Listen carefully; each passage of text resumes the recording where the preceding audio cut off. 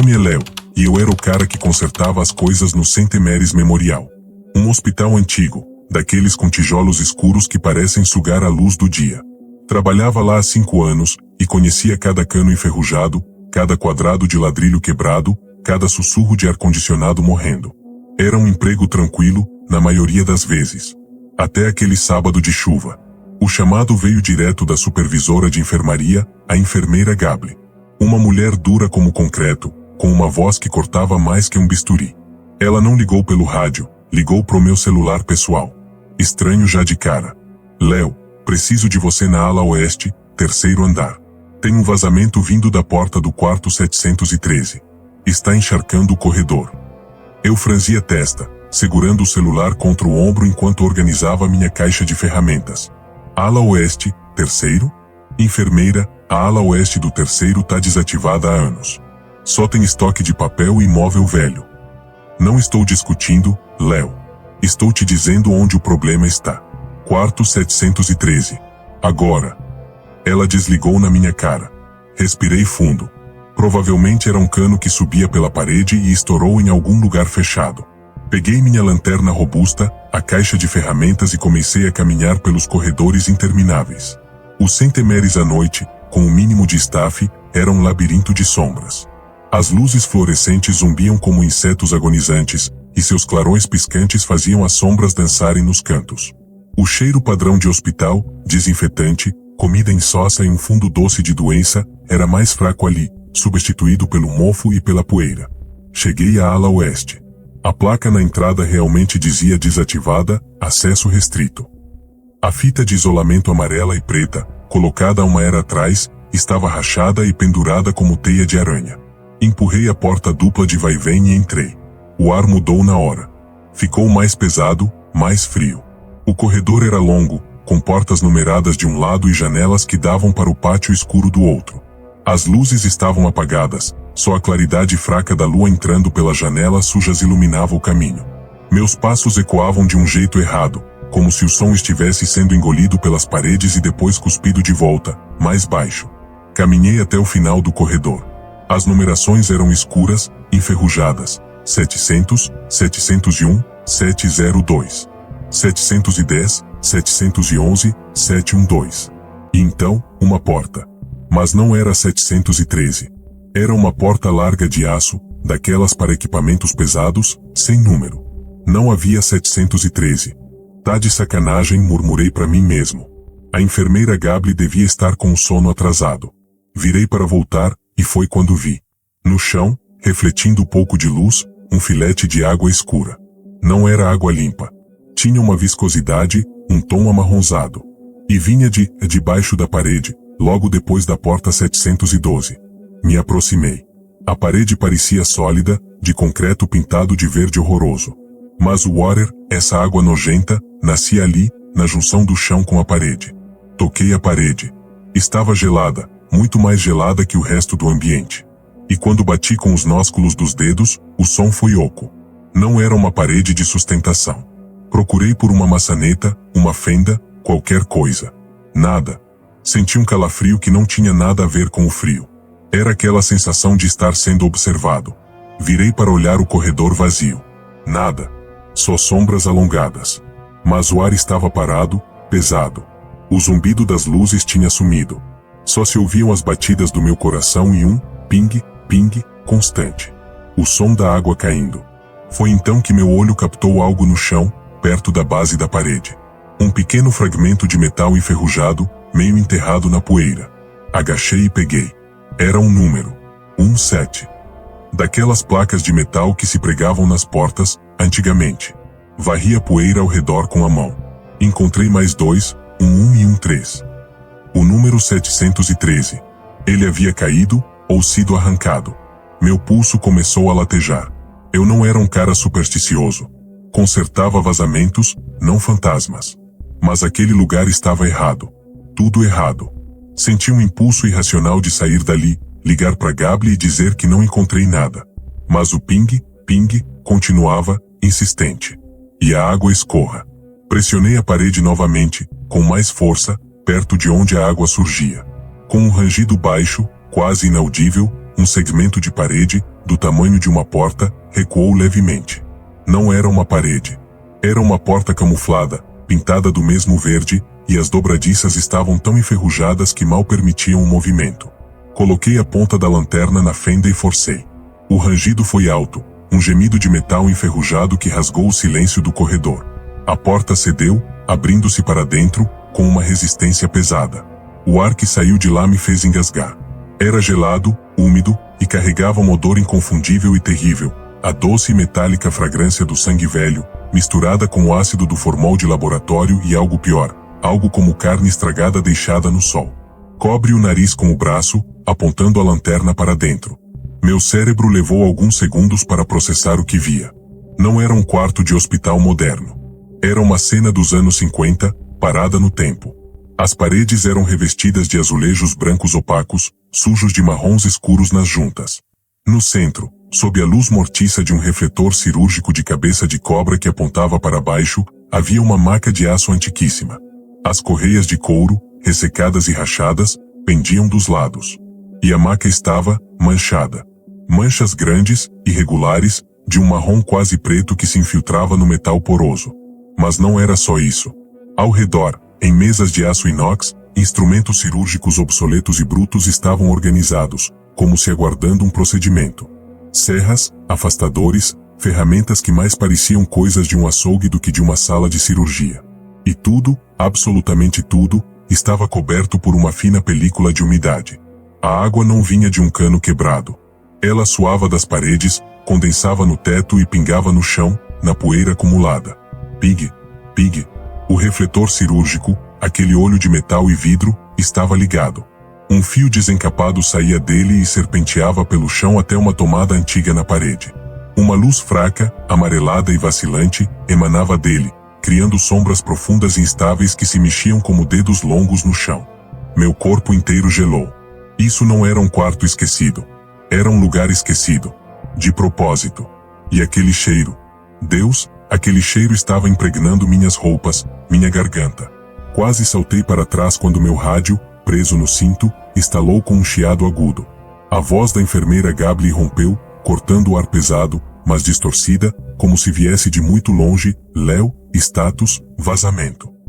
Olhei para a maca manchada, para as ferramentas, para aquele refletor que parecia me observar. Algo dentro de mim gritava para correr. Mas o profissionalismo burro, a teimosia de quem está acostumado a resolver problemas, falou mais alto. Só uma olhada rápida. Encontrar a fonte da água, anotar o que precisava ser selado, e vazar. Nunca mais voltar. Respirei fundo, prendendo o ar pestilento nos pulmões, e dei um passo para dentro da sala 713. O chão rangiu de um jeito diferente, mais mole. A temperatura despencou pelo menos 10 graus. A porta atrás de mim começou a se fechar lentamente, rangendo, mas parei ela com o pé da minha bota. Não ia me deixar trancar ali.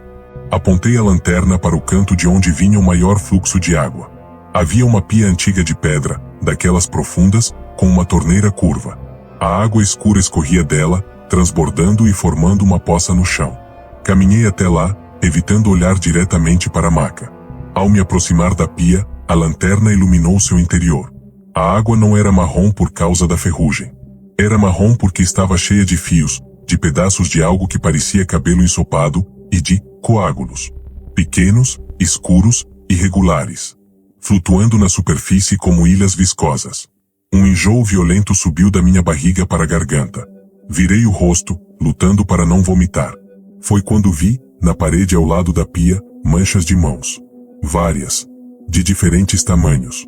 Impressas na poeira úmida dos azulejos, como se alguém tivesse se apoiado ali, com força, tentando se levantar, ou sido empurrado contra a parede. E uma dessas marcas era pequena.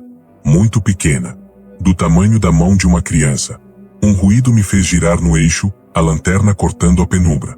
O refletor cirúrgico de cabeça de cobra havia se movido. Agora, ele não apontava mais diretamente para a maca vazia. Estava virado, lenta e decididamente, para mim. A luz mortiça e amarelada atingiu meu rosto, cegando-me momentaneamente. E no instante em que piscava, tentando me reorientar, juro que ouvi, saindo dos alto-falantes do hospital, tão baixo que quase parecia um sussurro dentro da minha própria cabeça: Uma voz gravada, feminina, monocórdica, repetindo. Cirurgia no 713. Preparar o paciente. Cirurgia no 713. A porta atrás de mim rangiu alto, com um baque surdo que ecoou pela sala, se fechou completamente. O baque da porta ecoou na minha alma. Virar a maçaneta foi um ato de puro pânico, uma reação animal de quem se vê preso. As mãos suadas escorregavam no metal frio e liso. Não tinha maçaneta do lado de dentro. Só uma placa de metal lisa. Uma porta de empurrar, que agora estava fechada. Não, não, não, não. Minha voz soou abafada, engolida pelos azulejos úmidos. Bati com as mãos na superfície, um som surdo e inútil. Abre. Porra, abre. Nada. Só o ping, ping, constante da água caindo da pia e o zumbido baixo, quase subliminar, do refletor cirúrgico que agora me iluminava como um espécime sob um microscópio. Respirei fundo, tentando dominar o surto. Calma, Léo. Você é o cara dos concertos.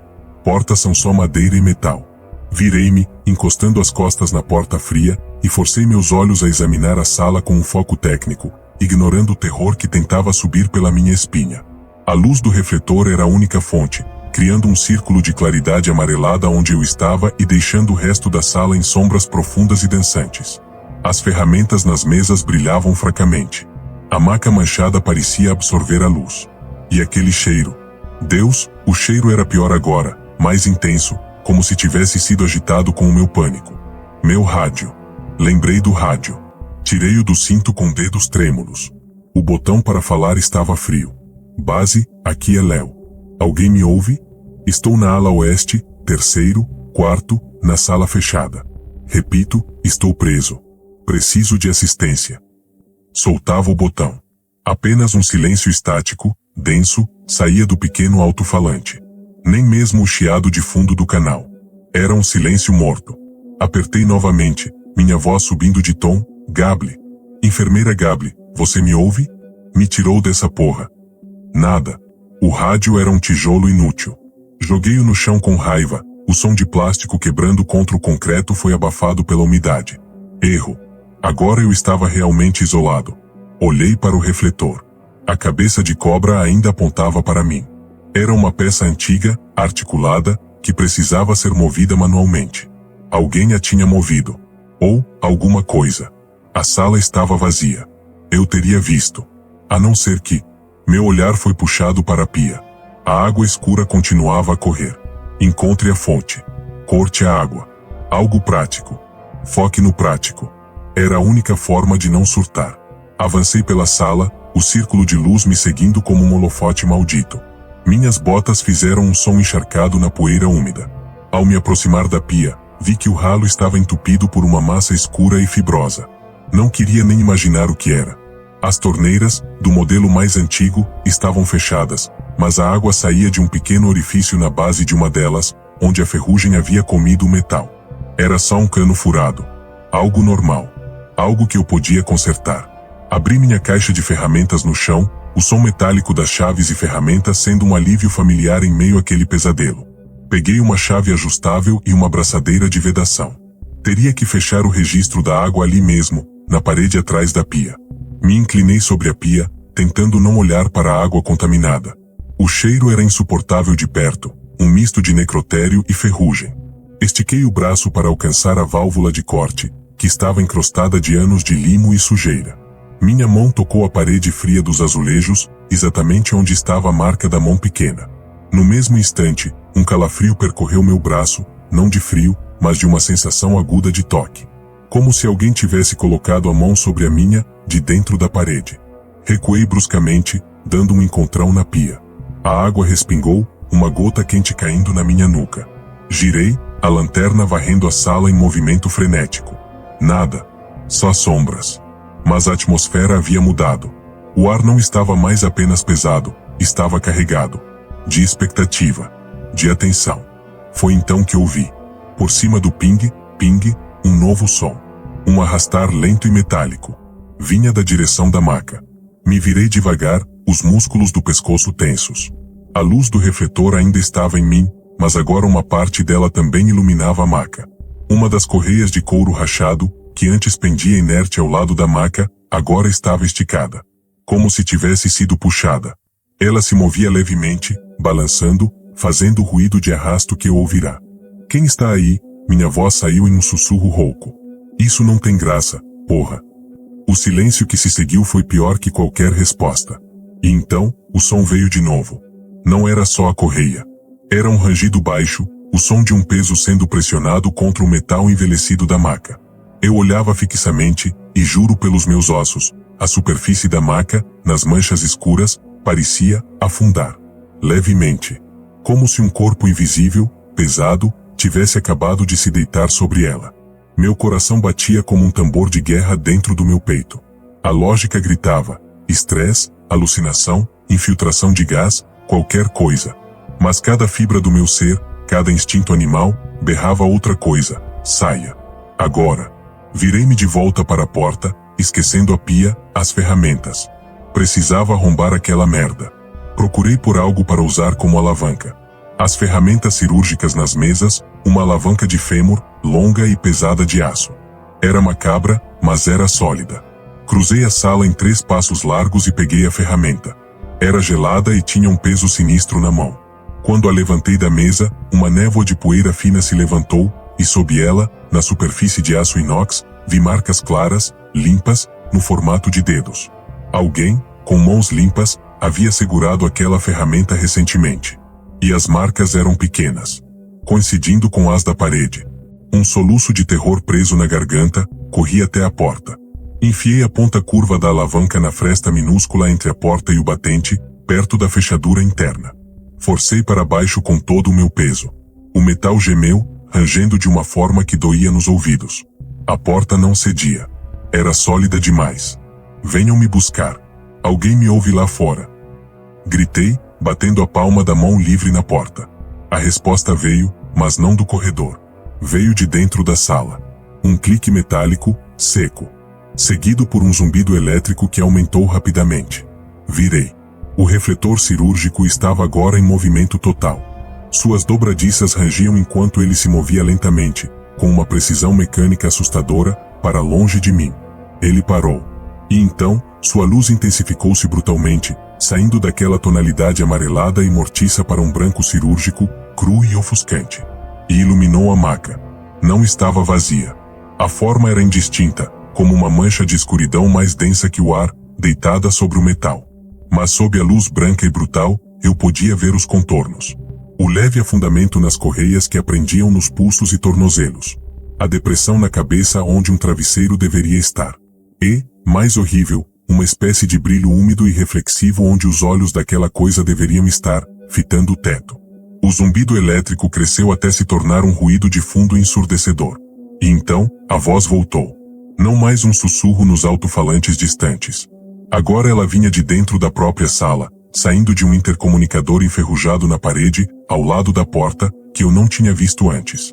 A voz feminina, gravada, mas agora distorcida, arrastada, como uma fita sendo tocada lentamente demais. Parar, o pará, ciente. Limpar, o pô. Iniciar, a extração. O som de um motor elétrico, antigo e cansado, acionou-se em algum lugar debaixo da maca. Um braço metálico, uma serra circular minúscula e enferrujada, surgiu de um compartimento oculto e se posicionou acima da forma indistinta na maca, precisamente onde o estômago estaria. Eu estava paralisado, a alavanca de fêmur caindo de minhas mãos moles com um baque no chão úmido. Não era mais terror. Era um desespero absoluto, a compreensão de que eu estava vendo algo que nunca deveria ter sido visto. Um eco. Uma memória do prédio, presa no tempo e no aço, se repetindo. E então, a forma na maca, moveu-se. Não foi um movimento grande. Foi um tremor. Um arquejar fraco, convulsivo, que fez as correias esticarem e rangerem. E um som saiu de lá. Um gemido. Baixo, cheio de uma agonia incomensurável e antiga. Um gemido humano. A serra circular começou a girar, com um chiado metálico e lento, soltando fagulhas minúsculas de ferrugem. Foi o que quebrou o meu transe. Um grito rasgou minha garganta, um som primitivo de puro pavor. Não pensei mais em portas ou arrombamentos. Pensei em sobreviver. A janela. Havia janelas na sala, altas e estreitas, cobertas de sujeira, dando para o pátio escuro. Corri em direção à mais próxima, escorregando na água do chão. As janelas eram de vidro grosso, reforçado. Peguei a alavanca de fêmur do chão, com um urro de esforço e desespero, golpeei o vidro. O impacto foi ensurdecedor no espaço fechado. O vidro trincou, formando uma teia de aranha, mas não quebrou. Atrás de mim, o chiado da serra aumentou de ritmo. O gemido na maca tornou-se mais agudo, mais desesperado. Golpeei novamente. E novamente. Com cada batida, jurava sentir a atenção da sala toda voltada para mim, a luz do refletor queimando minhas costas, o cheiro da carne e do medo se intensificando. Com um último golpe, o vidro cedeu, estilhaçando-se para fora em 1000 fragmentos opacos. A noite fria e úmida invadiu a sala, varrendo um pouco da atmosfera opressiva. Não pensei 2 vezes. Era um salto de quase 5 metros para o pátio escuro abaixo, sobre um monte de entulho e mato. Olhei para trás uma última vez. A luz branca do refletor estava agora totalmente focada na maca, na serra que começava a descer em um movimento lento e inevitável. A forma escura se contorcia. O gemido se transformou em um grito abafado, estrangulado. Não esperei para ver mais. Empurrei os pedaços de vidro quebrado da moldura, ignorei os cortes profundos em minhas mãos e antebraços, e me lancei na escuridão. A queda foi uma colisão brutal com o solo irregular. Algo estalou na minha perna, uma dor quente e aguda explodindo no tornozelo. Rolei no entulho, ofegante, a chuva fina caindo no meu rosto. Olhei para cima, para a janela quebrada da sala 713. A luz branca e cruel ainda brilhava lá de cima, um farol solitário na escuridão da ala desativada. E por um segundo, juro que vi uma silhueta se erguer contra aquela luz, na borda da janela. Uma silhueta pequena, de uma criança, olhando para baixo, para onde eu caí. Depois, a luz se apagou subitamente. E a janela, de repente, não era mais uma janela quebrada. Era apenas um retângulo escuro de tijolos sujos, como se nunca tivesse existido uma abertura ali. Eu estava sozinho, ferido, no pátio escuro dos Centemeres, com o eco de um gemido antigo e o cheiro de formol e sangue ainda impregnado nas minhas narinas e nas minhas roupas. Arrastei-me para longe do pátio, minha perna quebrada gritando a cada movimento. Encontrei um zelador, que me levou, horrorizado, para a enfermaria principal. A enfermeira Gable estava lá. Quando mencionei o quarto 713, seu rosto de concreto rachou. Não era surpresa. Era medo. Algumas portas são fechadas por um motivo, sussurrou ela, agarrando meu braço com força. Esqueça. Para o seu bem. A ameaça era clara. Mas eu precisava saber. Dias depois, mancando, invadi a administração. Encontrei um volume empoeirado, Registros de Obras, 1957. Lá estava. O diagrama da ala oeste com a sala 713 claramente marcada. E uma anotação, asterisco vedada após incidente 12 de novembro de 57. Procedimento de pesquisa não autorizada, paciente menor, perda total, asterisco. O projeto Serafim. Uma criança. Um acidente. Eles selaram a sala e apagaram-na da história. Mas o que eu vi não era só um fantasma do passado. Era um eco ativo. Em casa, comecei a ouvir coisas. À noite, vindo dos canos, o clique e o zumbido breve de uma serra elétrica sendo ligada. Durou segundos. Foi o suficiente. O eco não estava preso. Estava vazando. E tinha seguido eu. Voltei aos Centemeres uma última vez. O corredor da ala oeste estava empoeirado e silencioso. A parede onde a porta da 713 estivera era lisa, intocada. Nenhum cheiro. Nenhuma presença. Apenas o vazio de um crime perfeitamente esquecido. Mas quando me virei para ir embora, vi algo no chão, na base daquela parede. Um pequeno pedaço de gaze hospitalar amarelada, com uma mancha escura e seca. E ao lado, na poeira fina, a marca minúscula e perfeita de um pé descalço de criança. Saí dali e nunca mais voltei. Mudei de cidade, de estado. Tentei correr. Mas algumas noites, quando o silêncio é absoluto, eu aponto a luz do meu celular para o canto escuro do quarto. E espero. Porque algumas portas, uma vez abertas, nunca se fecham de verdade. Elas apenas esperam do outro lado, no escuro, pacientes. O hospital guardou seu segredo. E agora, parte dele guarda a mim. Me chamo Rafael, mas todo mundo me chama de Rafa. E até 3 semanas atrás, meu maior problema era achar um emprego que pagasse as contas e me deixasse em paz. Consegui um vigilante noturno no galpão logístico da Apex Corp, na beira da zona industrial. Era um trampo simples, solitário. Um cubículo minúsculo com um painel de câmeras que mais pareciam ter glaucoma, um rádio velho e uma garrafa térmica de café barato. O galpão em si era um monstro de concreto pré-fabricado, do tamanho de 3 campos de futebol, cheio de corredores intermináveis de prateleiras vazias. A Apex tinha desistido do lugar, mas mantinha a segurança por burocracia ou esperança de vender o elefante branco. Minha função era fazer 2 rondas por noite, bater ponto em terminais de eletrônicos espalhados pelo labirinto e ficar acordado. Era para ser fácil, tranquilo. Um inferno de tédio, na verdade. Até aquela terça-feira. A noite começou normal. Cheguei às 22 horas, peguei o turno do cara da tarde, um senhor que só resmungou sobre o vento.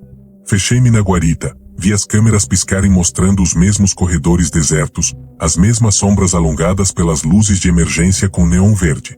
À meia-noite em ponto, levantei para a primeira ronda. O ritual era sempre o mesmo: lanterna pesada, chaveiro com um monte de chaves que nunca usei, e o rádio. O ar dentro do galpão era parado e frio, cheirava a poeira de concreto, óleo velho e um fundo doce e azedo de mofo. Meu caminho era um circuito pré-determinado: corredor principal, virar à esquerda no setor A, passar pelos banheiros, sempre trancados, descer pela ala de carga 3, e voltar pelo corredor oeste, batendo ponto em 5 terminais no caminho. Eu fazia no piloto automático, meu pensamento longe, nas contas, num jogo de futebol, em qualquer coisa que não fosse aquele silêncio opressivo. O único som eram meus passos ecoando no vazio, um eco que sempre me parecia estranho. Como se às vezes houvesse um delay, um segundo par de passos mais suave, quase imperceptível, atrás do meu. Naquela noite, o silêncio estava diferente. Mais denso. O zumbido habitual das luzes de emergência, que era minha trilha sonora constante, havia sumido. Só havia o silêncio absoluto, quebrado pelos meus passos e pela batida do meu próprio coração. A lanterna cortava a escuridão, revelando pilares de concreto e prateleiras vazias que pareciam aços de um animal colossal fossilizado. Fiz meu caminho normalmente, bati o ponto no terminal 1 e 2. Quando entrei no setor A, a temperatura caiu bruscamente. Não era um frio de lugar desaquecido, era uma friagem úmida, de porão, que grudava na pele. Parei por um instante, esfregando os braços. Foi então que vi, no final do longo corredor, uma figura parada. Meu coração deu um salto. Apontei a lanterna. Era só um macacão de trabalho pendurado em um cabide esquecido em um gancho na parede. Soltei o ar. Cara, você tá ficando maluco, Rafa, murmurei para mim mesmo. Continuei, tentando ignorar a sensação de formigamento na nuca. A escuridão entre as prateleiras era profunda, impenetrável. Minha lanterna parecia fraca, como se a própria penumbra estivesse engolindo a luz. Cheguei ao terminal 3, perto dos banheiros. Passei meu crachá. O bip soou anormalmente alto no silêncio, e a luz verde do leitor pareceu ficar acesa por um tempo longo demais, pintando minha mão de um tom espectral. Foi quando ouvi um arrasto metálico, como se alguém estivesse puxando uma corrente pesada pelo chão de concreto, 1 ou 2 prateleiras à minha frente. Paralisado. A lanterna tremia na minha mão. Tem alguém aí? Minha voz ecoou, fraca e patética. O arrasto parou. O silêncio voltou, mais pesado que antes. Respirei fundo. Era um rato. Tinha que ser um rato grande arrastando alguma sucata. Era a única explicação lógica. Forcei minhas pernas a continuarem. Cada passo era uma vitória contra o impulso de correr de volta para a guarita. Eu era o segurança. Eu era a autoridade ali. O pensamento era uma piada de mau gosto, mas me segurei nele. Entrei na ala de carga 3. Era a parte mais ampla do galpão, com um pé direito altíssimo e portas de carga enormes, seladas. A lua cheia do lado de fora filtrou-se por algumas claraboias sujas, criando colunas de luz prateada que caíam no chão, iluminando partículas de poeira que dançavam como insetos minúsculos. Sob uma dessas colunas de luz, no meio do vão enorme, havia uma cadeira de escritório giratória. Velha, de couro rachado. Ela não estava ali na ronda anterior. Eu teria notado. Me aproximei, cauteloso. A cadeira estava de costas para mim. E ela estava, girando. Lentamente, com um rangido quase silencioso. Não havia vento. Nenhum fluxo de ar. Ela simplesmente girava, como se alguém tivesse acabado de dar um empurrão e levantado. O ar saiu dos meus pulmões. Isso não era rato. Isso não era imaginação. Algo, ou alguém, estava ali comigo. Minha mão voou para o rádio no coldre. Base, aqui é Rafa na ala de carga 3. Tem uma situação estranha aqui. Uma cadeira móvel. Solicito verificação. Minha voz era um fio. Apenas estática. Um chiado branco e vazio. Tentei novamente. Base, me ouve? Nada. A comunicação estava morta. Enquanto eu falava, distraído, a cadeira parou de girar. Parou exatamente de frente para mim. A luz da lua iluminava o assento vazio. E então, com um rangido final, ela se moveu sozinha. Não muito. Apenas uma pequena rotação para a direita, como se ajustando para me encarar melhor. Foi demais. O instinto de sobrevivência venceu o profissionalismo. Virei as costas e comecei a caminhar rápido, quase correndo, em direção ao corredor oeste, minha saída dali. Não importavam mais os pontos restantes. Precisava voltar para a guarita, para as luzes, para a falsa segurança das telas. É aqui que as coisas ficam difíceis de explicar. Eu lembro de entrar no corredor oeste. Era um corredor lateral, mais estreito, com as prateleiras chegando quase ao teto. Lembro do som dos meus passos acelerados, do meu fôlego ofegante. Lembro de passar pelo Terminal 4, nem me importando em bater o ponto. Lembro de pensar, só mais 50 metros e eu saio desse pesadelo. E então, eu passei por uma pilha de paletes. Uma pilha específica, com uma etiqueta azul desbotada que eu havia notado no início da ronda, na outra ponta do galpão. Estranho, pensei, sem parar. Mais alguns passos, e vi, à minha frente, a porta dos banheiros. A mesma porta dos banheiros que eu já tinha passado, perto do Terminal 3, no setor A Impossível. Eu estava no corredor oeste. Os banheiros não davam para lá. Parei, o coração batendo na garganta. Apontei a lanterna para frente. O corredor se estendia, idêntico ao que eu havia percorrido. Virei a lanterna para trás. A mesma visão. Era como se eu estivesse no meio de um espelho infinito. Não havia saída. Apenas o mesmo trecho de corredor, repetindo-se. Um surto de pânico puro tomou conta de mim. Comecei a correr. Meus pulmões queimavam. As luzes de emergência verdes passavam borradas ao meu lado. Corri por, não sei, 1 minuto? 2? E então, lá estava ela de novo. A pilha de paletes com a etiqueta azul. Eu não tinha saído do lugar. Estava correndo em círculos dentro do mesmo trecho de corredor de uns 30 metros. Parei, dobrado, ofegante. O suor gelado escorria pelas minhas costas. Foi quando resolvi olhar para o meu relógio de pulso, um digital simples que sempre usei. O visor mostrava, em números verdes fosforescentes. 1h17. Piscou. E travou. Os segundos não avançavam. Ficaram eternamente em 1h17. Tentei o celular. A tela estava preta, morta, não respondia ao botão de ligar. O rádio, só estática. Eu estava preso. Não só no galpão. Preso em um pedaço do galpão. E preso em um instante no tempo. A escuridão ao redor parecia se aproximar, se solidificar. O ar ficou gelado e difícil de respirar. E então, do fundo do corredor, na direção onde eu sabia que a cadeira estava, ou onde ela deveria estar, em outro setor, eu ouvi o som novamente. O arrasto metálico. Só que agora era mais rápido. Mais decidido. E vinha acompanhado de um novo som. Um suspiro longo, úmido, de ar sendo puxado por pulmões que não deviam estar funcionando. O som não vinha de uma direção fixa. Ele rodava. Como se estivesse circulando o perímetro da minha prisão, da minha bolha de corredor e tempo congelado. Às vezes vinha da frente, às vezes de trás, às vezes do escuro absoluto entre as prateleiras à minha direita. Eu me encolhi contra uma das prateleiras de metal, tentando me fazer pequeno, tentando desaparecer. A lanterna, apontada para o chão, tremia violentamente. O arrasto se aproximou. Parou do outro lado da prateleira onde eu estava encostado. Eu podia ouvir o rangido do metal se arrastando no concreto, a apenas alguns centímetros de distância, separado apenas por uma fina chapa de aço perfurado. O suspiro úmido foi ouvido de novo, tão perto que senti um cheiro no ar, de terra molhada, de ferrugem velha, de carne fria de adega. Meu corpo inteiro travou. Não conseguia me mexer. Não conseguia gritar. Só conseguia ouvir o meu próprio sangue pulsando nos ouvidos e aquele suspiro horrível, cheio de uma fome antiga. E então, do outro lado da prateleira, uma sombra se moveu. Não uma forma definida, mas uma mancha de escuridão mais densa que o ambiente. Ela deslizou, acompanhando o arrasto, passando rente a minha esconderijo. Eu fechei os olhos, rezando para que passasse. Quando os abri, a sombra tinha ido embora. O som do arrasto estava se afastando, diminuindo, até sumir no silêncio absoluto. Fiquei ali, encolhido, por um tempo que não conseguia medir. O relógio ainda travado em 1h17. Quando a força voltou às minhas pernas, uma única ideia surgiu na minha mente, clara e desesperada: guarita. Volte para a guarita. Engatinhei, depois me levantei, e comecei a andar, não mais correndo, em um estado de choque profundo. Desta vez, inexplicavelmente, o corredor parecia ter um fim. Cheguei à porta que levava de volta ao corredor principal. A empurrei. E lá estava. Minha guarita.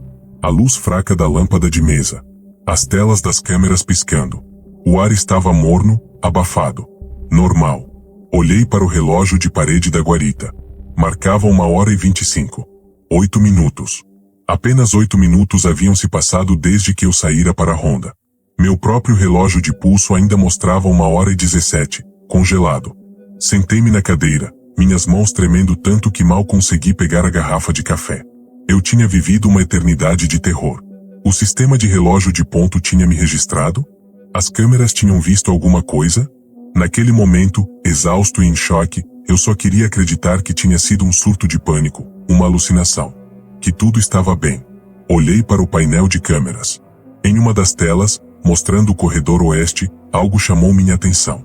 Uma forma escura, alongada, parada bem no meio do corredor. Uma forma que parecia estar de costas, mas com a cabeça virada em um ângulo impossível, olhando fixamente para a câmera. E então, a figura começou a se mover. Não para andar. Ela simplesmente deslizou para fora do campo de visão da câmera. Mas não antes de eu perceber, com um gelo entrando na minha alma, que aquela forma escura arrastava atrás de si algo longo e brilhante. Como uma corrente. Fiquei hipnotizado pela tela de CCTV, a imagem granulada do corredor oeste agora mostrando apenas um vazio estático. A forma havia sumido. Meu cérebro, ainda atordoado pelo pânico e pela confusão temporal, lutava para processar. Foi uma sombra. Um defeito na câmera. Qualquer coisa, menos aquilo que você sabe que era. A necessidade primordial de me trancar, de criar uma barreira entre eu e o galpão, falou mais alto. Levantei-me, pernas bombas, e verifiquei a porta da guarita. Era uma porta de metal sólido, com uma janela de vidro reforçado. Trancada por dentro com uma chave e uma tranca de segurança. Era o meu bunker. Meu refúgio. Sentei-me novamente, puxando a cadeira para o ponto mais distante da porta, de costas para a parede, de onde podia ver tanto a porta quanto as telas. Minha mão foi instintivamente ao relógio de pulso. 1h17, os números verdes e fosforescentes queimavam minha retina, uma acusação silenciosa. Tentei o botão de reset, de ajuste. Nada. O relógio estava morto, fossilizado naquele exato instante de terror. Arranquei-o do pulso e o joguei na gaveta, como se pudesse me livrar do que ele representava. Precisei fazer algo. Qualquer coisa que fosse normal. Pensei em ligar para meu supervisor, o Cal. Mas eram 1h30 da manhã de uma terça-feira. Ligar em pânico para dizer o quê? Que me perdi no meu próprio galpão. Que vi uma sombra arrastando uma corrente. Que meu relógio parou. Ele me demitiria na hora, ou pior, me indicaria para um psicólogo. E eu precisava daquele emprego. A racionalização foi um processo rápido e desesperado. Estresse. Falta de sono. Talvez um vazamento de gás causando alucinações. Sim, isso. Decidi verificar o sistema de câmeras. Talvez tivesse uma gravação da tal cadeira móvel. Se eu visse que nada estava lá nas imagens, poderia convencer a mim mesmo de que foi tudo coisa da minha cabeça. O sistema era antigo, digital, mas armazenava as últimas 72 horas de gravação em loop em um HD interno. A interface era lenta e truncada. Com dedos que ainda tremiam levemente, naveguei até o menu de playback. Selecionei a câmera 07, que cobria a ala de carga 3, onde eu havia visto a cadeira. Retrocedi o tempo até cerca de 0h58, pouco antes de eu entrar ali. A imagem em preto e branco mostrava o vasto espaço vazio, as colunas de luz da lua cortando a escuridão. Eu me vi entrando no quadro, pequeno e insignificante. Vi-me parar, minha lanterna apontando para a cadeira. Vi a cadeira girando lentamente. Tudo normal. Terrivelmente normal. Era real. A cadeira estava se mexendo. Mas então, algo me chamou a atenção. Eu estava tão focado em mim e na cadeira na gravação, que não prestei atenção no fundo. Pausei o vídeo. Aumentei o zoom, com a qualidade pixelando horrendamente. Atrás de mim, na escuridão profunda perto das enormes portas de carga, havia uma mancha. Uma inconsistência na granulação do preto e branco. Uma área onde as sombras pareciam mais sólidas. E dessa mancha, saía um traço fino e escuro, serpenteando pelo chão em minha direção. Como a sombra de uma corrente. Um calafrio percorreu minha espinha. Avancei o vídeo quadro a quadro. A mancha permanecia estática, mas o traço, a sombra da corrente, parecia alongar-se lentamente, chegando cada vez mais perto de onde eu estava parado na gravação. No momento em que eu virava para fugir, a sombra se retraía rápido demais para os olhos acompanharem, sumindo de volta para a mancha escura. E então, a mancha mesma parecia se dissolver nas sombras ao redor, desaparecendo. Não era minha imaginação. Estava tudo gravado. Com o coração acelerado novamente, mudei para a câmera 12, do corredor oeste, onde eu me perdi. Retrocedi para o timestamp aproximado. A imagem mostrava o corredor vazio. Eu entrei no quadro, caminhando rápido, quase correndo. E então, eu simplesmente desapareci. Não pela extremidade do quadro. Foi como se o vídeo tivesse um glitch. Minha imagem tremeu, distorceu-se por um único frame, e quando se estabilizou, eu não estava mais lá. O corredor continuava vazio. O timestamp no canto inferior da tela continuava avançando normalmente. 1h18, 1h19, 012.20. Esfreguei os olhos. Isso não fazia sentido. Avancei a gravação rapidamente. Por 6 horas, a câmera mostrava o corredor absolutamente imóvel, deserta. Até que, às 7h43, próximo do fim do meu turno, o glitch acontecia de novo, uma distorção rápida, e eu reaparecia no quadro, saindo correndo em direção à guarita, com a mesma expressão de pavor com que havia entrado. O relógio da câmera saltou de 1h17 para 7h43 em um instante, mas para mim, tinham-se passado apenas 8 minutos lá dentro. Eu não tinha estado naquele corredor por 6 horas. Eu tinha estado fora do tempo por 6 horas. A náusea subiu. Segurei a mesa para não cair da cadeira. O que diabos estava acontecendo naquele lugar? Olhei para as outras telas ao vivo. Tudo parecia calmo. O corredor principal. O setor A. A ala de carga. Tudo imóvel, iluminado pelo fantasmagórico neon verde. Foi então que o rádio em minha cintura estalou. A estática furiosa de antes havia dado lugar a um silêncio profundo por um segundo. E então, uma voz saiu dele.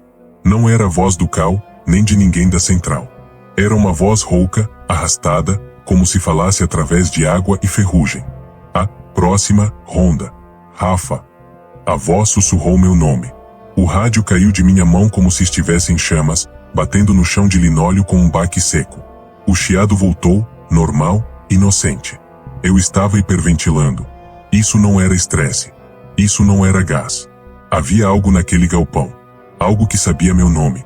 Algo que brincava com o tempo e com a sanidade. A única luz que eu tinha, além das telas, era a pequena lâmpada de mesa. Olhei para a janela da porta.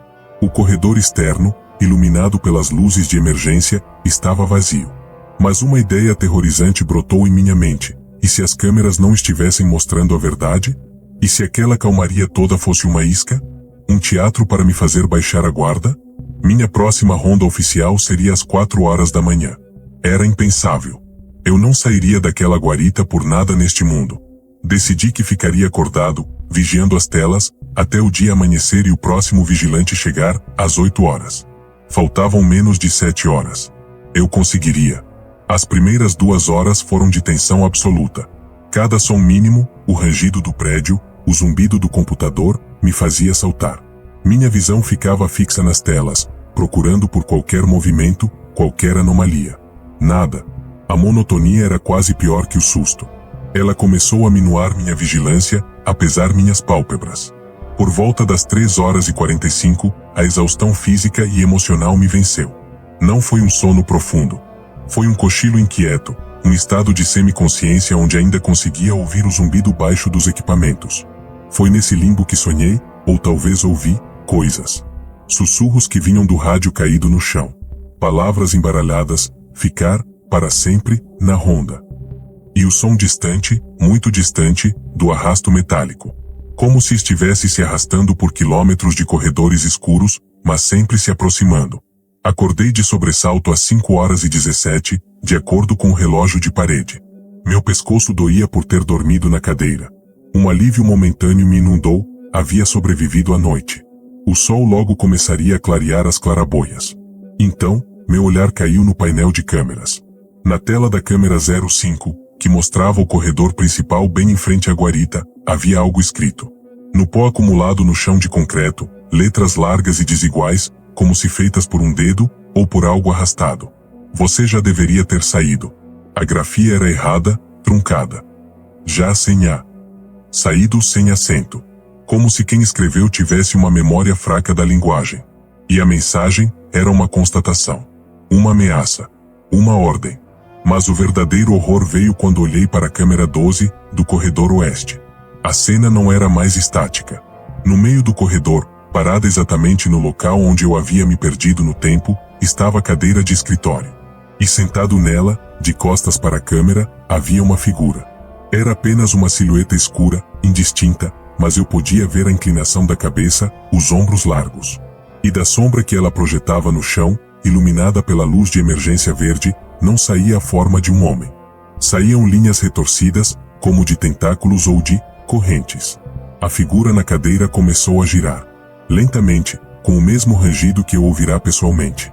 Ela girava para se voltar e olhar para a câmera. Para olhar para mim. Um pânico cego tomou conta de mim. Não pensei. Haja. Peguei minhas coisas, apenas o celular, ainda morto, e as chaves do carro. A garrafa de café, a lanterna, nada disso importava. Eu tinha que ir embora. Agora. O turno não tinha acabado, eu poderia ser demitido, processado, tanto faz. Nenhuma consequência no mundo real era pior do que ficar mais um segundo naquele lugar. Corri até a porta, destranquei-a com as mãos trêmulas e a empurrei. O corredor principal estava diante de mim, iluminado em verde. E lá, no chão, a uns 10 metros de distância, estava a mensagem escrita no pó: você já deveria ter saído. E além da mensagem, encostado na parede ao lado da porta de saída que levava ao estacionamento, estava ele. Era alto, magro demais, suas formas pareciam se fundir com as sombras das vigas. Não dava para ver detalhes do rosto, era uma mancha mais escura sob um boné de trabalho genérico. Mas em uma das mãos, pendurada e arrastando levemente no chão, ele segurava uma corrente longa e pesada, elos grossos de metal enferrujado. Ele não se moveu. Apenas ficou lá, de guarda, bloqueando a única saída que eu conhecia. A porta da guarita atrás de mim se fechou com um clique suave, automático. Eu estava fora do meu bunker. E a última ronda da noite, aquela que nunca deveria ter começado, parecia estar apenas no seu início. A criatura com a corrente bloqueava a saída principal. Lembrei de uma porta de serviço esquecida no setor C. Para chegar lá, tive que passar perto dela. Ela não me atacou, apenas começou a andar paralelamente a mim, arrastando a corrente, escoltando-me. Corri, mas caí de volta no mesmo loop temporal do corredor, aquele que me prendeu antes. A pilha de paletes, a porta do banheiro. Eu estava preso de novo. Percebi então a verdade horrível, aquela coisa não queria me matar. Ela estava entediada. Cansada da vigília eterna. Queria um substituto. Alguém para assumir o turno que nunca acabava. Quando ouvi o carro do meu chefe chegando fora, a criatura distraiu-se por uma fração de segundo. Foi minha chance. Corri como um condenado, encontrei a porta de serviço e me joguei no mundo exterior, na luz cinzenta da manhã. Fui demitido. Diagnosticaram alucinações por gás. Tentei seguir em frente. Mas algumas marcas não saem. Todo dia, no trabalho novo, se fico sozinho num corredor de estoque, o silêncio fica pesado e começo a ouvir um tilintar metálico, distante. E toda noite, sem falha, acordo em sobressalto. O relógio digital na minha cabeceira, no escuro, sempre mostra a mesma hora, piscando. 1h17. O turno daquele galpão pode ter terminado. Mas o medo de que eu tenha deixado algo inacabado, de que em algum lugar, uma cadeira vazia ainda espera por mim, esse medo nunca vai embora. Ele me encontrou uma vez. E o tilintar na escuridão me lembra que pode encontrar de novo. Me chamo Clara, e minha história com a casa da Rua dos Pinheiros 422, começou como um sonho. Era uma casa isolada no sopé de uma colina arborizada no interior da Nova Inglaterra, de arquitetura vitoriana decadente, mas com um charme melancólico que nos conquistou na primeira vista, a mim e ao meu marido, Daniel. Compramos por uma pechincha, claro. Sempre há um motivo. O corretor, um senhor de fala mansa chamado Sr. Higgins, mencionou pequenos fenômenos acústicos devido à madeira antiga e ao vento que descia da colina. Bobagem de vendedor, pensamos. Os primeiros meses foram de paz. Trabalhamos home office, reformamos a cozinha, plantamos uma horta. O silêncio era quase físico, quebrado apenas pelo canto dos pássaros e pelo farfalhar das árvores. Até aquele sábado de outono. Estávamos na sala, eu lendo, Daniel vendo um jogo no tablet. Foi então que ouvimos, vindo do andar de cima, um baque surdo e pesado, como se um corpo enorme tivesse caído no chão do quarto principal. Seguido por um gemido longo, arrastado, de dor. Nos entreolhamos, o sangue esfriando nas veias. Daniel. Sussurrei. Fique aqui, ele ordenou, pegando o taco de beisebol que ficava ao lado da lareira. Para a segurança, ele dizia. Subiu as escadas de madeira que rangiam, 2 degraus de cada vez. Eu fiquei embaixo, segurando a respiração, ouvindo ele abrir portas, revistar os cômodos. O silêncio que se seguiu foi pior que o barulho. Ele desceu, o rosto pálido. Não tem ninguém. Nada. Absolutamente nada. Mas o gemido. Eu ouvi, Clara. Não foi imaginação. Ficamos tensos o resto do dia, mas nada mais aconteceu. Atribuímos a um raro alinhamento de sons do lado de fora, um galho quebrando, um animal, e a nossa imaginação hiperativa. Foi um erro de principiante. O próximo evento foi mais preciso. Eu estava na cozinha, lavando louça. Ouvi, atrás de mim, o som cristalino e agudo de uma taça de vinho caindo no piso de ladrilho e se espatifando. Um som inconfundível. Dei um pulo, me virei, esperando ver cacos no chão. Nada. A pia estava limpa, a louça enxuta na secadora. Meu coração disparou. Fiquei paralisada, olhando para o chão vazio. Exatamente 53 segundos depois, a gata preta que adotamos, a Salem, pulou no balcão, esbarrou no cabo de uma faca que estava secando, e a faca, por uma série de pequenos desastres em cadeia, derrubou a única taça de cristal finíssima que tínhamos, herdada da minha avó. O som da quebra foi exatamente o mesmo. Um eco perfeito vindo do nada. Contei para o Daniel, minha voz trêmula. Desta vez, ele não conseguiu encontrar uma explicação fácil. Precognição auditiva, ele sugeriu, tentando fazer disso uma piada, mas o sorriso não chegou aos olhos. Algo com a acústica da casa, talvez. Um registro. Não era um registro. Era um preview. Os fenômenos se intensificaram. Passos no corredor superior quando estávamos os dois na sala de estar. A porta da despensa batendo sozinha, e batendo de novo, fisicamente, 1 minuto depois. O som do chuveiro ligando no banheiro vazio, seguido, algum tempo depois, por um de nós realmente entrando e ligando o chuveiro. Sempre com um intervalo preciso, que variava de alguns segundos a 2 minutos. Sempre o som primeiro, depois o evento. A casa não estava repetindo o passado. Ela estava antecipando o futuro. E não qualquer futuro, o futuro imediato, trivial, mas também o perturbador. Uma noite, ouvimos um grito. Meu grito. Vindo do porão. Um grito de puro terror, dilacerante. Daniel e eu congelamos no sofá. Nos olhamos. Você ouviu? Ele perguntou, a voz um fio. Era eu, respondi, meus lábios gelados. Corremos para a porta do porão, que ficava na cozinha. Estava trancada, como sempre. Abrimos. Descemos, as escadas rangendo. Nada. Apenas as sombras dançando sob a luz fraca da lâmpada única. Voltamos para cima, aliviados e, ao mesmo tempo, aterrorizados. O que meu futuro eu teria visto para gritar daquele jeito? O alívio durou exatamente 36 horas. Na tarde seguinte, uma terça-feira nublada, eu desci ao porão para buscar uma caixa de ferramentas. Daniel tinha ido à cidade. Estava no fundo, afastando algumas caixas, quando ouvi a porta do porão, lá em cima, fechar-se com um baque surdo. Daniel, chamei. Nada. A luz piscou uma vez e se apagou, mergulhando-me na escuridão absoluta. Aquele porão era antigo, de pedra, sem janelas. A escuridão era total, viscosa. E então, veio o som. Não era um grito ainda.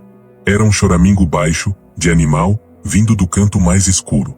Um arrastar de algo pesado sobre a terra batida. E o cheiro.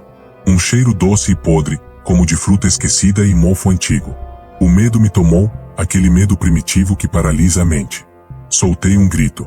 O mesmo grito que havíamos ouvido antes. O grito do futuro que agora se tornava presente. No instante em que o grito saiu da minha garganta, a luz voltou, fraca e vacilante. O porão estava vazio. O som e o cheiro tinham sumido. Mas a porta, lá em cima, continuava fechada. Subi as escadas aos tropeções, o coração batendo descompassado. A porta não estava trancada. A abri e saí, trancando-a rapidamente atrás de mim, encostando minhas costas na madeira sólida. Foi a gota d'água. Decidimos investigar cientificamente. Compramos gravadores de áudio de alta sensibilidade, câmeras ativadas por movimento. Instalamos em todos os cômodos, especialmente nos pontos onde os ecos futuros eram mais frequentes: a cozinha, o corredor superior, a porta do porão. A primeira noite de gravação foi a mais reveladora e a mais aterrorizante. Daniel e eu nos trancamos no quarto, uma decisão que parecia infantil, mas era a única que nos trazia uma sensação de segurança. As câmeras e gravadores trabalharam a noite toda. Na manhã seguinte, com a luz do dia trazendo uma coragem falsa, revisamos as filmagens. As câmeras de vídeo não mostraram nada de anormal. Sombras que poderiam ser qualquer coisa. Mas o áudio era um pesadelo. Os gravadores captaram tudo. Os passos no corredor. A porta da despensa batendo. O chuveiro ligando. Todos os sons que conhecíamos. Mas captaram muito mais. Sons que nós, dentro do quarto trancado, não tínhamos ouvido. Às 2h17, o som de um serrote, cortando madeira com força, vindo da sala de estar. Lenta, metodicamente. Serra, pausa, serra, pausa.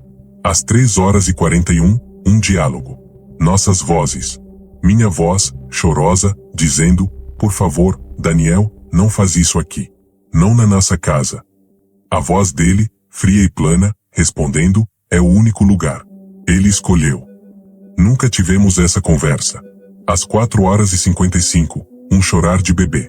Breve, abafado, e depois cortado abruptamente. Nós não temos filhos. Às 5h30, o som mais perturbador de todos. Um arrastar pesado no corredor, parando bem diante da porta do nosso quarto. E então, 3 batidas. Lentas, espaçadas, autoritárias. Toque, toque, toque. Seguido por um sussurro rouco, gravado tão baixo que tivemos que aumentar o volume ao máximo. A voz não era minha nem do Daniel. Era áspera, cheia de terra e desgosto. Deixe-me entrar. Preciso terminar o que comecei. Daniel desligou o computador com um movimento brusco. O silêncio na cozinha ensolarada era opressivo. Olhamos um para o outro. Pela primeira vez, vi um medo no rosto do meu marido que rivalizava com o meu. Não era mais uma curiosidade mórbida, um fenômeno paranormal interessante. Era uma ameaça clara, específica e que parecia escalar. Temos que sair daqui, ele disse, finalmente. Hoje. Vamos para um hotel, venderemos essa casa amaldiçoada. Concordei, aliviada por ele finalmente propor uma fuga. Começamos a fazer as malas às pressas, um clima de urgência pairando sobre nós. Enquanto dobramos roupas, uma ideia horrível me ocorreu. Daniel, todos os sons que ouvimos antes, eles aconteceram depois, certo? Sim. E os sons que ouvimos agora, na gravação, o serrote, a conversa, o choro, o bebê, as batidas na porta.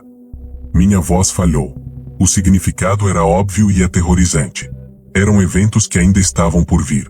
A casa não estava apenas antecipando acidentes domésticos. Ela estava nos mostrando o futuro daqui para frente. E pelo que ouvimos, esse futuro não tinha nós dois simplesmente saindo pela porta.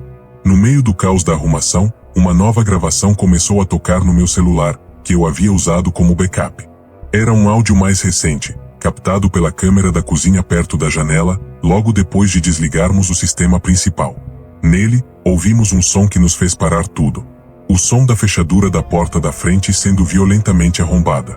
E o relógio no canto do vídeo mostrava o timesta. Eram 21h47.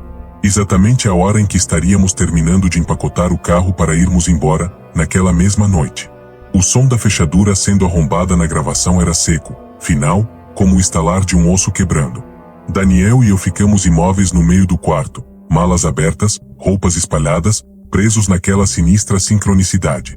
O futuro, que até então era uma ameaça abstrata e escalonante, tinha acabado de ganhar um horário marcado, 21h47 daquela mesma noite.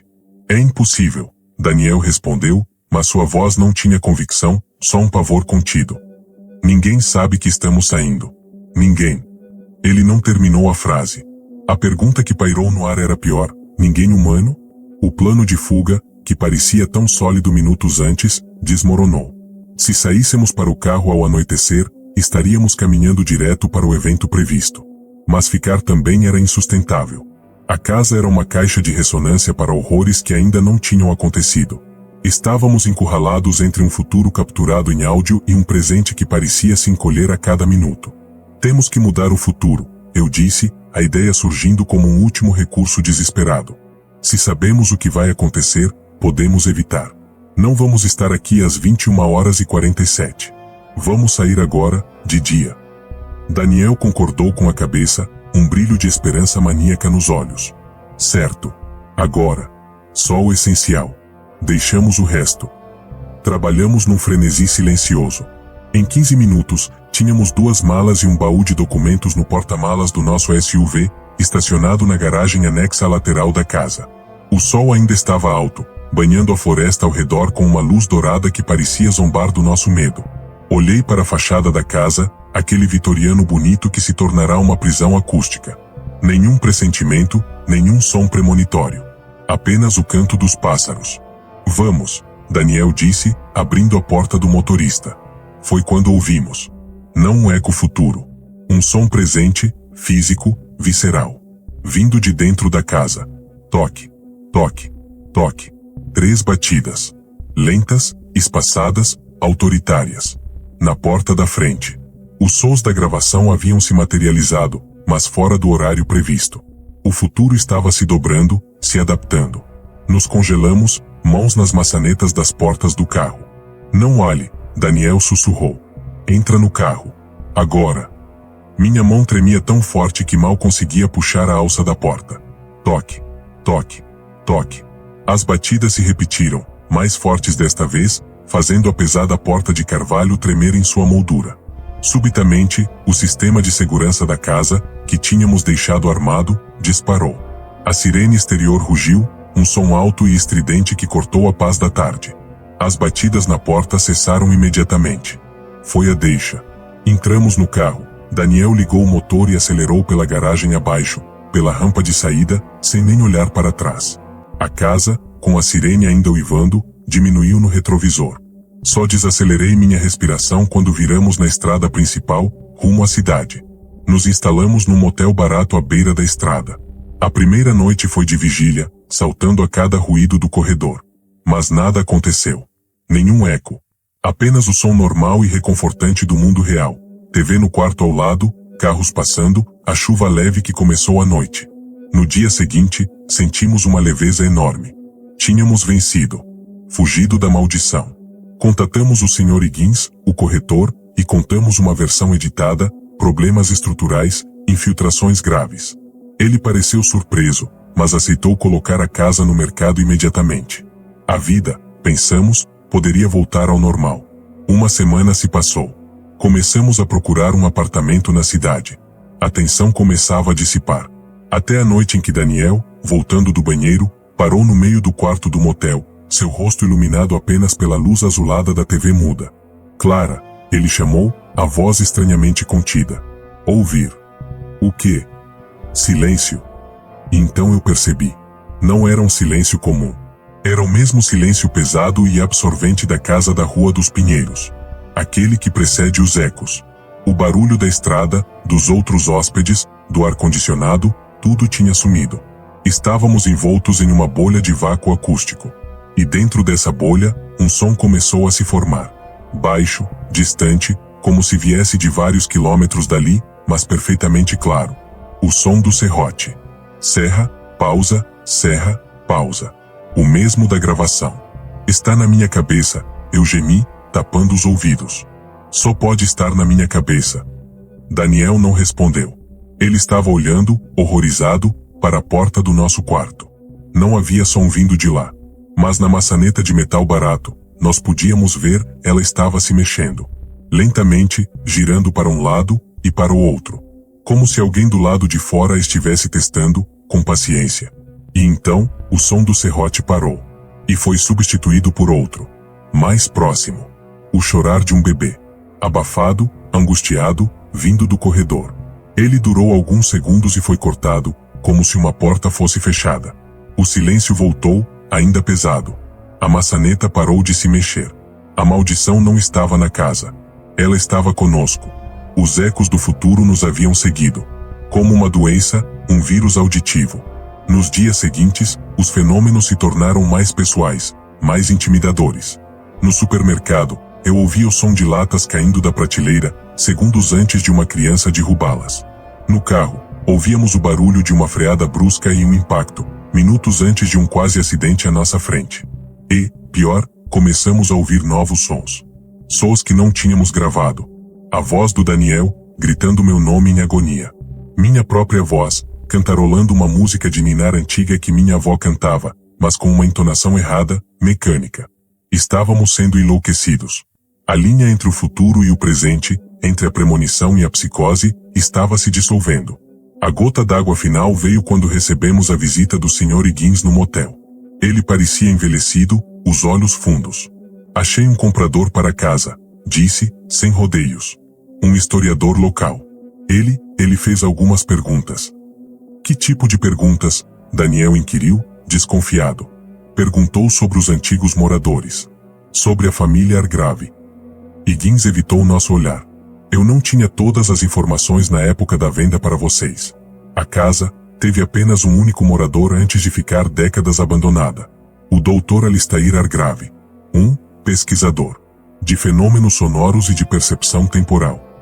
O nome nos atingiu como um soco. Dr. Alistair. O mesmo nome do médico da história do hospital. Uma coincidência monstruosa? Ou algo pior? O que ele pesquisava, exatamente? Minha voz saiu em um sussurro. Higgins esfregou o rosto. Ele acreditava que o tempo não era linear. Que eventos futuros deixavam impressões no ambiente, como ecos antecipados. Ele chamava de psicoacústica proleptica. Dizem que ele conduzia experimentos na casa, tentando isolar esses ecos, gravá-los e, de acordo com as más línguas da cidade velha, tentar modificá-los. Mudar o futuro mudando o eco primeiro. Daniel e eu nos entreolhamos. A explicação era absurda e, ao mesmo tempo, fazia um sentido horrível e perfeito para o que vivíamos. E o que aconteceu com ele? Perguntei. Higgins ficou quieto por um longo momento. Desapareceu. Nos anos 50. A casa foi encontrada vazia. Mas seus equipamentos, gravações em rolo de fita, alto-falantes primitivos, tudo, estava lá. Ligado. Reproduzindo algo em loop. Dizem que a fita principal, a que ele mais estudava, estava em branco. Não tinha gravação alguma. Mas o aparelho continuava funcionando. Ele se levantou para ir embora. Na porta, hesitou. Esse comprador, o historiador, ele me perguntou uma coisa específica. Se nós, ou qualquer morador recente, tínhamos gravado algo dentro da casa. Ele disse que o experimento do Dr. Argrave só se completa com uma gravação espelho. Algo que captura os ecos e os alimenta de volta. Quando a porta do motel se fechou atrás de Higgins, o silêncio pesado desceu sobre nós novamente. Nosso olhar foi involuntariamente para nossa bagagem, onde estava o laptop com os arquivos de áudio que havíamos capturado na casa. As gravações que fizemos. A gravação espelho. Nós não éramos vítimas de uma maldição aleatória. Éramos participantes involuntários de um experimento de 50 anos atrás. E ao gravarmos os ecos, nós os tínhamos tornado mais fortes, mais presos a nós. Tínhamos dado voz e corpo ao fantasma do Dr. Argrave. Naquela noite, o último eco chegou. Não foi um som prévio. Foi um som ao vivo, no presente, dentro do quarto do motel. Veio do rádio-relógio barato na mesa de cabeceira. Ele ligou sozinho, não em uma estação, mas em um ruído branco. E do ruído, uma voz emergiu, clara e educada, mas com uma ressonância metálica, como se falasse de dentro de um velho alto-falante de lata. Boa noite, Clara. Daniel. Agradeço imensamente por sua contribuição. Os dados foram esclarecedores. O evento das 21h47 foi um teste fascinante de desvio de linha temporal. Mas vejo que ainda há resistência. O próximo evento está programado. O som do serrote, vocês se lembram? Ele precisa de contexto físico. Por favor, voltem a casa. Precisamos terminar a gravação juntos. A mensagem terminou. O rádio desligou. Do lado de fora do nosso quarto, no estacionamento mal iluminado do motel, ouvimos um motor ser ligado. Olhamos pela janela, puxando a cortina para o lado. Estacionado sob uma luz quebrada, estava uma van antiga, de cor indefinida. E na porta lateral, mesmo na penumbra, dava para ler a inscrição desbotada. Argrave Acoustics Resort, temporal fenomena estade. E então, das caixas de som velhas enferrujadas que vimos montadas no teto da van, o som começou. Alto, distorcido, ensurdecedor. Não era um eco do futuro. Era o som do serrote, cortando madeira, amplificado para toda a vizinhança ouvir. Serra, pausa, serra, pausa. Era um convite. Uma convocação. O experimento não tinha acabado. Estava apenas entrando em sua fase final. E o Dr. Argrave, seja ele um fantasma, uma memória ou algo pior, não ia nos deixar ir embora. Nós éramos os sujeitos de teste. E a última sessão estava marcada para acontecer no único laboratório adequado, a casa da Rua dos Pinheiros 422. A voz do Dr. Argrave na vão foi a sentença final. Sabíamos que a maldição nos seguiria para sempre se não enfrentássemos a fonte. Voltamos a casa ao meio-dia, um silêncio pesado nos recebendo. No porão, uma cena estava armada, um gravador antigo de rolo, uma serra de arco enferrujada. A voz do Dr. Argrave ecoou, não dos alto-falantes, mas do próprio ar. Ele explicou: precisávamos de um evento catalisador novo, orgânico, para substituir o arrombamento que evitamos. O experimento exigia conclusão. Ele tocou nossa própria gravação, aquela conversa horrível que nunca tivemos. Este futuro ainda é maleável, disse. Ou precisa de um empurrão. Quando Daniel, em desespero, tentou destruir o gravador, tudo aconteceu. Seu toque no aparelho acionou a gravação em uma fita em branco. Ao mesmo tempo, uma fita antiga tocou o gemido que ouvimos na primeira noite. O fantasma de Argrave, uma distorção de luz e sombra atrás da mesa, vibrou de êxtase. O feedback. O ciclo se fecha. Uma cacofonia de todos os ecos que já ouvimos encheu a casa. E então, um novo som surgiu, o som úmido e horrível de um osso sendo serrado. Um eco do futuro iminente. Corremos para cima. Na sala, o historiador comprador, em transe, segurava uma serra nova, prestes a usá-la no próprio braço. Daniel lutou com ele, a serra caiu. O homem desmoronou, chorando. No instante, o barulho infernal cessou. O porão estava vazio, inerte. A maldição parecia ter acabado. O historiador foi levado. Vendemos a casa, que foi demolida. Nunca mais ouvimos um eco. Mas a cura não foi completa. Daniel e eu vivemos saltando com silêncios. O passado sonoro da casa está gravado em nós. E a fita em branco que Daniel ativou, ela desapareceu. Algumas noites, no limite do sono, juro ouvir um clique quase inaudível. E um sussurro, vindo do nada. Sessão beta, iniciando. O experimento não acabou. Apenas mudou de laboratório. Nós ainda somos os sujeitos de teste.